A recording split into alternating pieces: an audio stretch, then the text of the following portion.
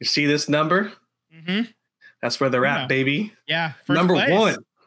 1. They haven't lost. They are undefeated. That's 4 wins and a draw. I don't think you and I had that. We talked about all season they're going to be middle of the road in EFL 1. That seems like it's slated. Now, again, it's early. It's super early. 5 games into a, I believe it's like a 40-game season or something like that. Yeah, I mean, the good talks is that you get to talk about being in first place and not having to fight for a promotion to get into the champions. So 46 games. 3-0, okay, Shrewsbury Town. Their social media team is a joke, by the way. Shrewsbury Town, they posted a picture about how they beat Wrexham 1-0 from 2007. They said, "We know who you really are." I'm like, really? Okay. All right. Well, the cool thing about this is that they're winning and they don't even have Paul Mullen yet. But they don't even have their top scorer yet, and they're already shelling out teams in the EFL 1. Now, they spent on this team like an EFL 1 roster, and you're seeing the results of what this did. Nkannou has had 4 clean sheets. He hasn't given up a goal since the first game of the season. Amazing. Love that. They're currently 4-1 and no losses, 13 points, first place. Next match against Salford City in the EFL Trophy. Next regular league match is going to be on the 16th, which I believe is next Tuesday. Is that correct? Next Monday. Next Monday. Yeah. Against Birmingham City. Yeah. That's a noon game, noon for Pacific time for us. So yeah. Also, we'll have a result there. There's been some people who do the iFollow. They had some issues with it.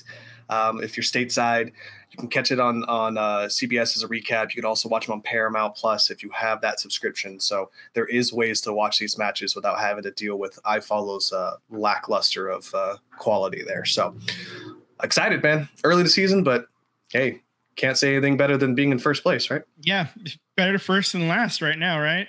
Exactly. All right, so let's switch gears, come back home, and talk Bay FC real quick. They get the win, 1-0, and that was a huge win over Racing Louisville. That propels them up to 7th place. Top 8 make the playoffs. Right now, they're sitting at 24 points. Like I said, 7th place. You're looking at teams behind them are the Red Stars, 1 point back in 8th. Angel City is in 9th. They're 3 points back of Bay FC. And Seattle Reign is 20 points, so they're 4 points back. And Racing Louisville falls all the way to 11th with this loss. They're 4 points out of a playoff spot. They're 5 points back of Bay FC. So getting that win, that helped, gives you a little bit of distance, a little bit of elbow room, not much, because your next upcoming game is in North Carolina against the Courage, and that team is currently sitting in 5th, and they are actually the number 1 team in terms of possession. So they hold the ball a lot. So if you got to capitalize whenever you do get a chance in this next game coming up, because otherwise it's going to be a long day. That being said, so let's just talk. Oshuala got the goal. It was a tough play by the new acquisition, Penelope Hawking. She kind of gets the ball into the middle, and it's just kind of bouncing around. Oshuala cleans up the loose change after Hawking just kind of forced it to her, and it's about 8 yards out. And that was in the 75th minute, so it was kind of late. And NWSL After Dark strikes again, man. It's a wild ending to a game, a late goal, and there you have it. Yeah. So. Defender Jen Beatty was nominated for the Lauren Holiday Impact Award, which is basically the equivalent. The NFL equivalent is the Walter Payton Man of the Year award. So this award recognizes NWSL players for outstanding service and character off the pitch. So Jen Beatty had fought and won her battle with breast cancer, and she's partnered with local Bay Area nonprofits to continue community efforts on cancer awareness and women's health and stuff like that. So she's very well deserving of this nomination. And this is another one where every team gets a nominee, and then fan voting actually is part of it too. So starting in October, fans can begin voting on that, and let's get her an award. Let's get her some hardware, you know? Absolutely. All right. So now let's move on to one more women's soccer note. Let's go to the next slide. And this is the other part of the title. The baby horse is riding away. Alex Morgan is retiring.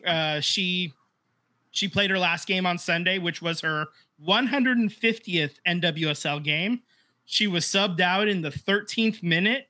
She assisted on San Diego's goal. Actually, I think that was their only goal in the game. It said the first goal. She also had a penalty kick that the keeper, Casey Murphy, just made a hell of a save on. And Alex takes off her cleats and waves goodbye to the fans in the 13th minute. Very fitting for number 13. She's obviously all the accolades and awards and honors. She's, NWSL Player of the Year several times. She's won 2 World Cups. She's got a gold and a bronze medal. She's did it all. She's number 5 all time in scoring for U.S. Women's National Team. We talked about her being left off the roster a few months ago for the Olympics, and she actually mentioned that she thought that this would be her last year playing soccer at the beginning of the year. She's retiring a little earlier than she planned because she's pregnant and is having her second kid.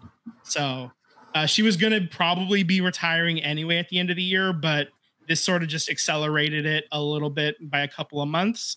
So congratulations to her and her daughter, Charlie. Like, when you look on Instagram, it's her and Charlie, like, walking into the stadium. Charlie's got these like flower petal sunglasses on. It's very adorable. Alex is carrying a soccer ball purse. It's so fun, and just an incredible player, and she's been amazing for the community. She was also the one of the leaders to get equal pay for the women's national team. The reason why the women are getting paid like the men now is because of the work that she did along with other players in her generation. So big ups to Alex. Congratulations, baby horse. Farewell. So yeah. Congratulations. One hell of a career. And yeah, man, I wish nothing but the best. Do you think she's going to go into coaching once she's ready? She said no, actually. She sees that her future is more in investing in women's sports and youth sports. So that's the route she's going to take. She's going to try to help build the league out, I believe, is probably what's going to happen. We may see her become like we look at BFC. There were 4 different former U.S. women's national team players came together to basically be the face, face of the ownership group. And I could see Alex doing something like that with an expansion team, or maybe doing it with another team like that exists already. Maybe San Diego Wave has, an ownership opportunity for her and she can buy in there or something.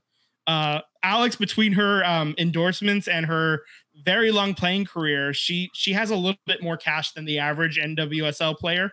So she'll have some opportunities, to be sure. Up to and including Reese's earlier this year. She had a Reese's commercial with Sophia Smith. So yeah. Nice. Yeah. She was a Cal alum too. So I've been following Alex Morgan basically her entire adult life. Like, I've been paying attention because I'm a Cal guy. So I've known about her forever. And I remember her first game was this like snowy ass match in Utah. And she gets out there and like it's like making snow angels in the after the game and shit like that. So,